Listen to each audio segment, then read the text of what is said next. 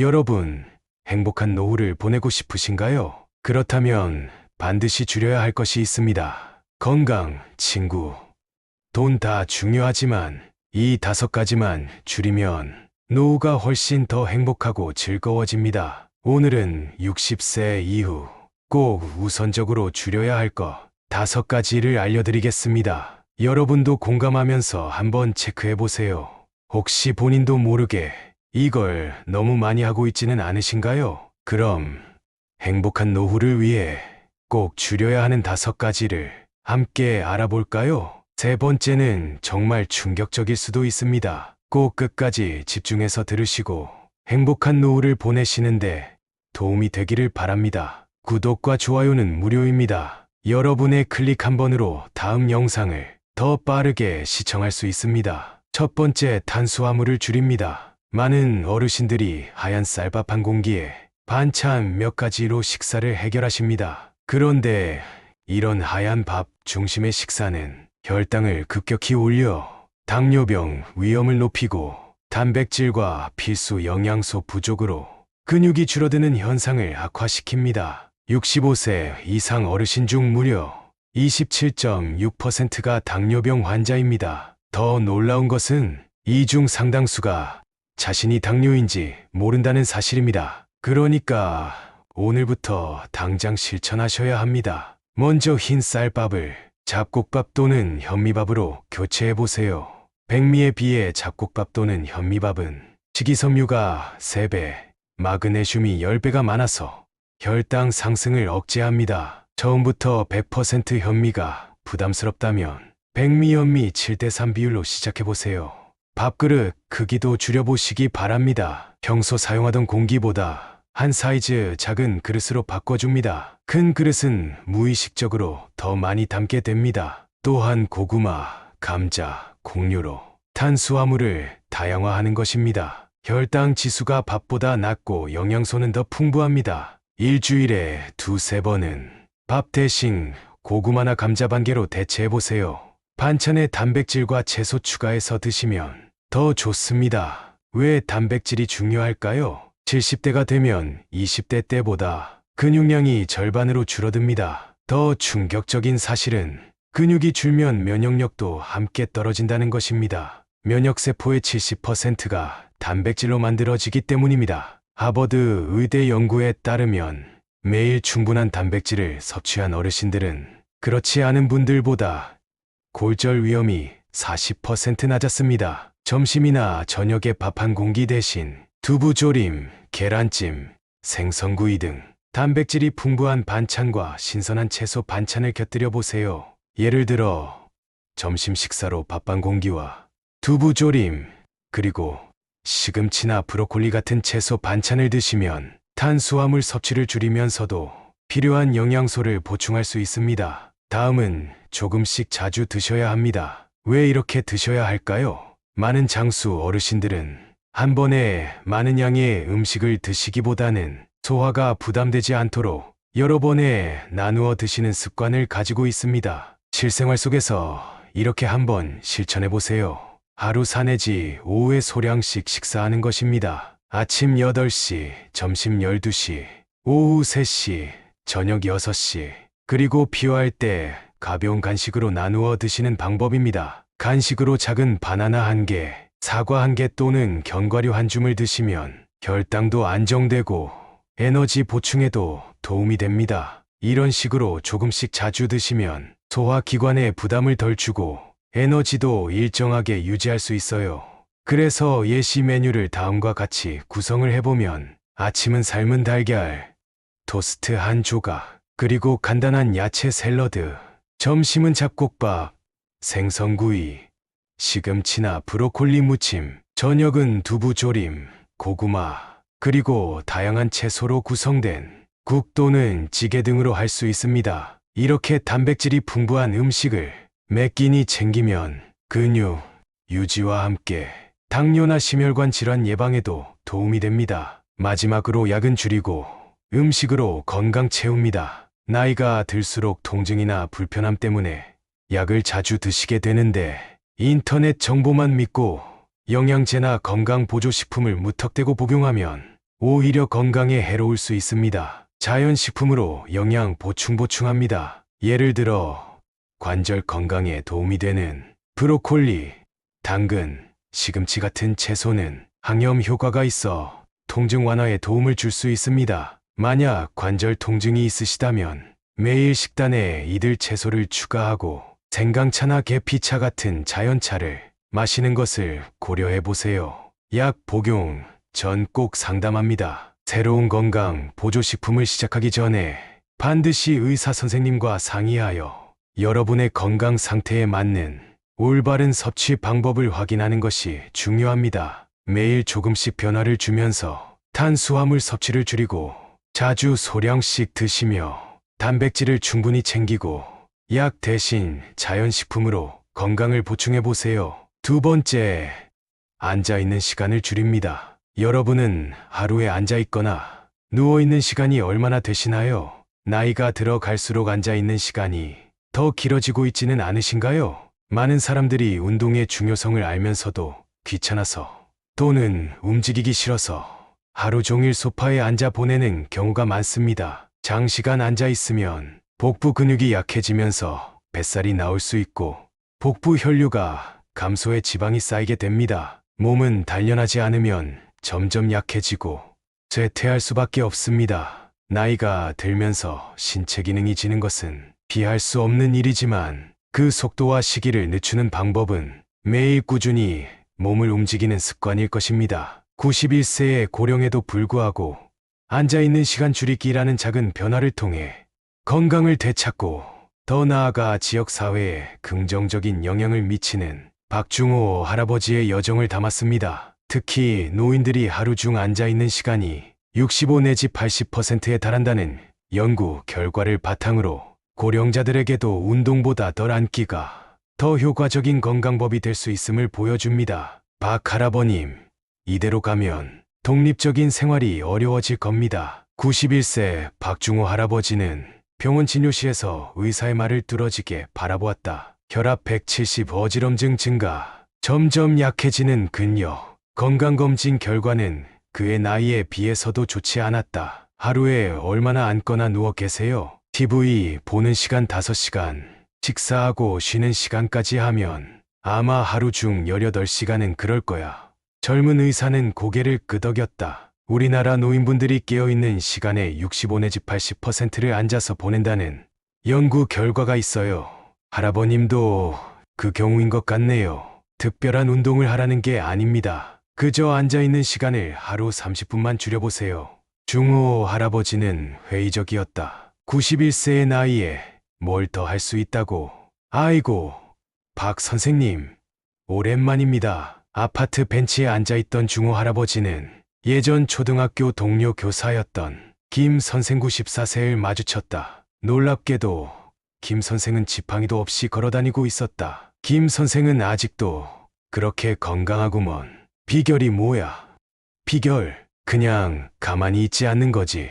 내 방에만 있으면 마음도 몸도 늙어. 아침에 동네 한 바퀴, 오후에 또 한 바퀴.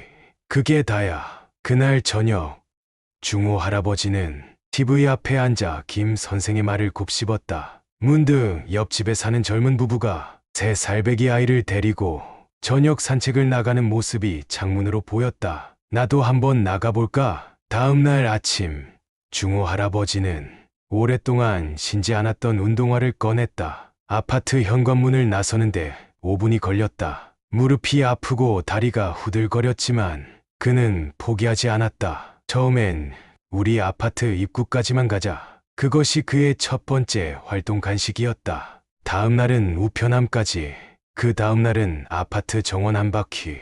점점 거리를 넓혀갔다. 일주일 후 그는 새로운 습관들을 만들었다. TV 광고 시간에 일어나 부엌까지 걷기, 창문 밖을 보며 스트레칭하기, 동네에 슈퍼까지 직접 장보기, 앉을 때는 발걸이를 짚고 천천히 앉고 일어서기. 할아버지, 요즘 달라지셨어요.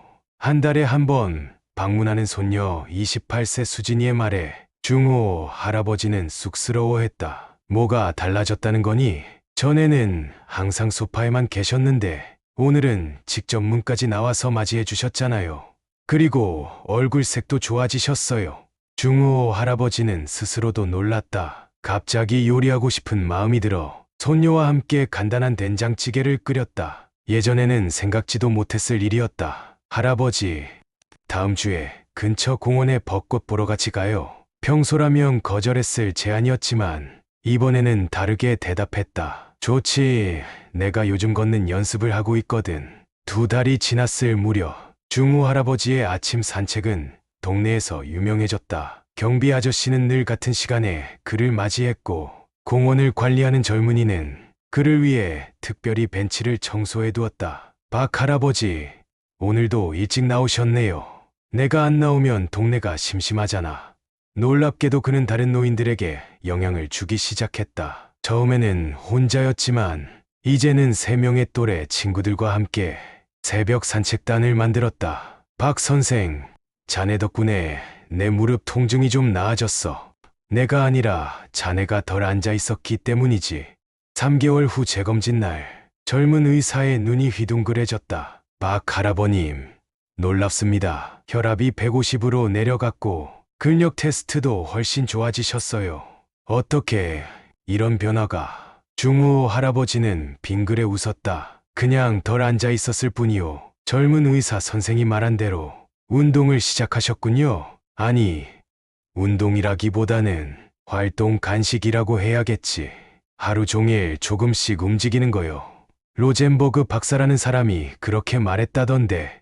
1년 후 동네 벤치에는 작은 명판이 생겼다. 이제 92세가 된 중우 할아버지는 동네 경로당의 활동적 노년 프로그램을 이끌고 있었다. 그의 모토는 간단했다. 강철도 사용하지 않으면 녹슬듯 우리 몸도 움직이지 않으면 녹슬어 간다. 중우 할아버지의 작은 습관 변화는 그의 노년을 완전히 바꿔놓았다. 그리고 그 비결은 놀라울 정도로 단순했다. 하루 30분 덜 앉아있는 거. 우리가 끼니 가운데 간식 먹듯이 하루 종일 틈틈이 할 수 있는 활동의 간식이라고 할 수 있습니다. 예를 들어 텔레비전을 보면서 스트레칭 한다거나 서서 보는 것 등 강상의 이유가 아니라면 가능한 앉아있는 시간을 줄이는 것이 좋습니다. 강철도 사용하지 않고 그대로 두면 쉽게 녹슨다 사실을 기억해 두시기 바랍니다. 3번째, 욕심을 줄인다. 최근 한 60대 남성의 아내가 올린 글이 SNS를 뜨겁게 달구고 있습니다. 30년간 보험회사에서 근무하며 금융 전문가라 불리던 그의 남편이 은퇴 후 단 2주 만에 가족의 노후 자금 2천만 원을 온라인 투자 사기로 날려버린 이야기입니다. 처음엔 믿을 수 없었어요. 평생 금융업계에서 일한 사람이 어떻게 이런 투자 사기에 넘어갈 수 있냐고요. 그런데 남편의 충격받은 얼굴을 보니 그냥 마법에 걸린 것 같았어요. 2023년 온라인 투자 사기 피해자 중 50대 이상이 차지하는 비율이 무려 68%에 달합니다. 더 놀라운 것은 피해자 중 절반 이상이 대졸 이상의 고학력자였습니다. 왜 똑똑한 사람들도 사기에 당할까요? 심리학자 김정현 교수는 이렇게 설명합니다. 은퇴 후 사회적 지위 상실과 경제적 불안이 결합하면 평소보다 판단력이 30% 이상 저하됩니다. 특히 평생 똑똑한 사람으로 인정받던 사람일수록 자신도 모르게 이를 증명하고 싶은 욕구에 사로잡힙니다. 이런 일이 일어나면 사기를 당한 사람뿐만 아니라 그 가족도 큰 충격을 받을 수밖에 없습니다. 이와 같이 은퇴 후에는 더 많은 수익을 쫓기보다는 지금 가진 것을 지킬 줄 아는 지혜가 필요합니다. 사람의 욕심은 한도 끝도 없죠. 게다가 위를 바라보며 더 높은 곳을 꿈꾸다 보면 스스로 자제력을 가지고 욕심을 다스리는 것이 쉽지 않습니다. 특히 조급한 마음으로 한꺼번에 큰 이익을 얻으려는 욕심은 결국 할인하고 맙니다. 물론 젊은 시절에 이러한 위험을 감수하는 것은 경험의 일환이 될 수 있지만 나이가 들어서 투자에 실패한다면 그 리스크가 너무 커서 다시 회복하기 어려울 수 있습니다. 금융심리학자 박서연 박사의 조언입니다. 은퇴 후에는 더 많이 버는 것보다 지금 가진 것을 지키는 것에 초점을 맞춰야 합니다. 20대의 100만 원 손실과 60대의 100만 원 손실은 완전히 다른 무게를 가집니다. 이것만 기억하세요. 산에 오르기는 쉬워도 내려오기는 어렵습니다. 욕심을 한껏 부리기는 쉬워도 마음을 비우고 내려놓기는 더 힘든 법이죠. 그러므로 나이 들수록 욕심은 줄이고 자연을 벗삼아 하루 전 욕심이 들어설 때 알아차리는 힘이 중요합니다. 네 번째, 말을 줄인다. 나이가 들수록 말이 많아집니다. 나이 들면 입을 닫고 귀를 열어야 한다는 한국계라는 말처럼 말을 아끼는 것이 중요하죠. 연륜이 쌓이면 경험과 지식도 풍부해져서 어떤 것이 시행착오, 어떤 것이 지름길인 파악하기 쉬워집니다. 그래서 하고 싶은 말도 많아지기 십상이죠. 하지만 나이가 들수록 아는 것을 모르는 척하는 지혜가 필요합니다. 무용담이 자식 자랑으로 시간 가는 줄 모르고 수다를 떠는 어르신들을 자주 봅니다. 수다를 떠는 할머니, 무용담을 늘어놓는 할아버지, 그 모습이 멋져 보일까요? 어쩌면 우리의 자녀와 손주들은 또 시작이네 하며 한숨만 쉬고 있을지도 모릅니다. 우스갯소리로 이런 말이 있습니다. 60이 넘으면 잘난 놈이나 못난 놈이나 똑같고 70이 넘으면 가진 놈이나 안 가진 놈이나 똑같고 80이 넘으면 살아있는 놈이나 산에 있는 놈이나 똑같다. 나이 들면 자연스럽게 경험이 쌓이고 지식이 늘어나고 조언하고 싶어지죠. 사람은 젊을수록 자신이 세상의 중심이라고 생각하게 되죠.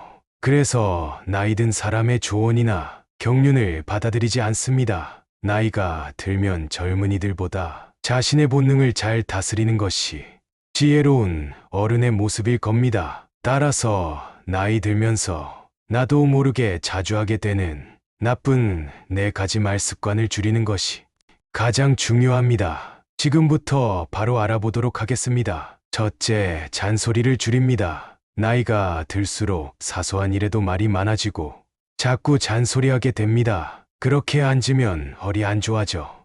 그 옷 입으면 감기 걸려. 핸드폰만 보면 눈 나빠져 등의 잔소리 과다 증후군에 빠져 있지는 않은지 자신의 대화 습관을 살펴보고 주변 사람들에게 지나친 잔소리를 하지 않도록 조심해야 합니다. 둘째, 같은 말 되풀이하지 않기입니다. 나이가 들어갈수록 한번 한 이야기를 여러 번 되풀이하는 경우가 많아집니다. 내가 젊을 때는 말이야 를 벌써 3번째 들려주고 작년에 내가 병원에서 5번째 듣는 수술 이야기를 하는 무한 반복 플레이하는 습관입니다. 나이가 들수록 대화를 나눌 때 이전에 했던 말인지 다시 한번 생각하는 습관을 지니는 것이 중요합니다. 셋째, 푸념 줄이기입니다. 노년이 되면 주변 사람들에게 경제적 문제나 건강 문제 등 여러 어려움에 대해 하소연을 늘어놓기 쉽습니다. 요즘 무릎이 아파서 약값이 너무 비싸. 젊은 사람들은 이해 못해와 같이 지나친 하소연은 주변 사람들에게 부담을 주고 그들과의 대화를 피하게 만든다는 점을 잊지 말아야 합니다. 넷째, 고집 버리기입니다. 노년의 대화가 어려워지는 이유 중 하나는 평생 형성된 가치관이 고정관념과 고집으로 바뀌면서 다른 사람의 생각이나 의견을 존중하지 않게 되기 때문입니다. 그래도 예전 방식이 최고야. 요즘 것들은 다 가짜야. 내 경험상 이게 맞아. 등과 같이 고집을 부립니다. 특히 연장자 의식이 강할수록 의사소통에 많은 장애가 생기게 됩니다. 나이가 들수록 겸손한 마음을 가지고 다른 의견이나 가치관을 이해하려는 자세를 길러야 합니다. 나이 든다는 것의 진짜 의미는 말을 아끼고 경청하는 능력이 진정한 지혜입니다. 젊은이들과 소통하고 싶다면 먼저 그들의 말에 귀 기울이는 것부터 시작해보세요. 오늘의 한 줄 명언 소개드립니다. 김동길 교수의 말씀입니다. 나이가 들수록 아는 것을 모르는 척하는 지혜가 필요하다. 5번째, 불필요한 관계를 줄인다. 오히려 진정한 친구에게 더 많은 시간과 마음을 투자하자. 진정한 친구는 또 하나의 자아다. 고대 그리스의 위대한 철학자 아리스토텔레스의 이 말이 젊은 시절에는 얼마나 이해하기 어려웠는지 모릅니다. 당시 제게 친구의 수는 인생의 성공 지표와도 같았습니다. 결혼식장이나 장례식에 사람들이 북적이는 모습을 보며 그 사람의 인격이 평가된다고 여겼으니까요. 현관에 놓인 화환의 수, 조문객의 행렬이 그 사람의 가치를 증명한다고 믿었습니다. 그 믿음에 따라 저는 끊임없이 인맥을 넓히는 데 열중했습니다. 동창회에서는 총무를, 각종 모임에서는 회장 역할을 자처했습니다. 주말마다 경조사에 참석하느라 가족과의 시간조차 희생했죠. 요즘처럼 손쉽게 계좌이체로 축의금을 보낼 수 있는 시대가 아니었기에 직접 참석하는 것이 예의라 여겼습니다. 매주 누군가의 결혼식, 돌잔치, 승진, 축하연으로 일정이 가득 찼습니다. 오랜 시간을 함께하는 것이 진정한 우정의 증표라 믿으며 수많은 사람들과의 관계 유지에 시간과 에너지를 쏟아부었습니다. 로마 시인 푸블릴리우스 시루스는 성공은 친구를 만들고 역경은 친구를 시험한다라고 말했습니다. 이 말의 의미를 저는 온몸으로 체험하게 되었습니다. 사업의 정점에 서 있을 때는 주변에 사람이 넘쳐났습니다. 성공한 사람 곁에는 늘 웃음과 축하가 가득했죠. 하지만 사업이 실패하고 구렁텅이에 빠졌을 때 그 많던 친구들은 어디로 사라졌을까요? 힘든 시기, 도움의 손길을 내밀었던 친구들 중 대부분은 바쁘다는 핑계로 혹은 아예 연락을 끊어버렸습니다. 평소 술잔을 기울이며 형님, 어려울 때 말씀만 하세요라고 하던 이들의 약속은 허공에 흩어졌습니다. 그때 깨달았습니다. 사람은 어려울 때 본성이 드러난다는 것을요. 인생의 바닥을 치고 일어선 후 저는 과감한 결정을 내렸습니다. 휴대폰 연락처를 대대적으로 정리한 것입니다. 쓸데없는 인맥, 부질없는 관계들을 모두 삭제했습니다. 그리고 놀랍게도 마음이 한결 가벼워졌습니다. 여러분, 지금 자신의 휴대폰 연락처에 몇 명의 진짜 친구가 있나요? 수백 개의 이름 중에서 정말 어려울 때 손을 내밀 수 있는 사람은 몇이나 될까요? 대부분은 한때 알고 지냈지만 지금은 이름만 기억나는 사람들이 아닐까요? 우리는 종종 혹시 나중에 도움이 필요할지도 모른다는 막연한 생각으로 관계를 유지합니다. 그러나 이제는 선택과 집중이 필요한 시기입니다. 모든 경조사에 참석하기보다 정말 소중한 몇몇 친구에게 평소보다 2배의 정성을 쏟는 건 어떨까요? 이제서야 아리스토텔레스의 말이 얼마나 심오한지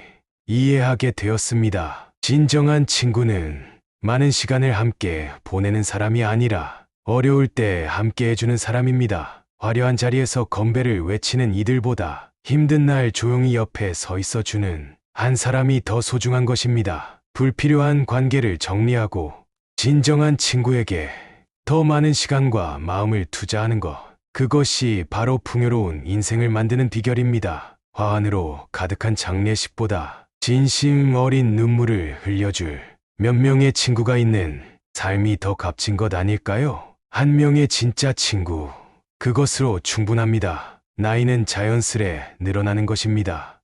시계의 초침처럼 우리의 의지와 상관없이 흘러갑니다. 하지만 노년의 질증은 내가 결정합니다. 나의 마음, 나의 태도, 나의 선택이 만들어가는 하나의 아름다운 악보와도 같은 것입니다. 생각해 보십시오. 같은 나이, 같은 환경에 놓인 두 사람이 전혀 다른 노년을 살아가는 경우를 우리는 자주 목격합니다. 한 사람은 불평과 후회로 가득한 쓸쓸한 노래를, 다른 한 사람은 감사와 기쁨이 넘치는 활기찬 멜로디를 연주합니다. 세계적인 지휘자 레너드 번스타인은 음악을 만드는 것은 악기가 아니라 마음이라고 말했습니다. 마찬가지로 노년의 품격을 결정하는 것은 외적 조건이 아닌 내적 태도입니다. 같은 상황에서도 누군가는 불협화음을, 누군가는 아름다운 하모니를 만들어냅니다. 그 차이는 바로 마음가짐에 있습니다. 노화는 피할 수 없지만 그것을 어떻게 받아들이고 해석하느냐는 전적으로 우리의 선택입니다. 오선지 위에 당신만의 음표를 그리세요. 인생이라는 오선지 위에 각자의 방향과 가치를 음표처럼 얹어 보십시오. 당신만의 리듬과 선율, 화음으로 세상에 하나뿐인 멋진 교향곡을 완성할 수 있습니다. 기억하세요. 베토벤이 귀가 들리지 않는 상태에서도 아름다운 제9번 교향곡을 작곡했듯이 어떤 제약 속에서도 우리는 아름다운 인생의 악보를 써내려갈 수 있습니다. 오늘부터, 바로 지금, 이 순간부터 당신만의 아름다운 노년의 교향곡을 작곡해 보시기 바랍니다. 그 음악은 당신뿐만 아니라 당신 주변의 모든 이들에게도 영감을 줄 것입니다. 건강한 생활, 긍정적 사고, 낙천적 행동.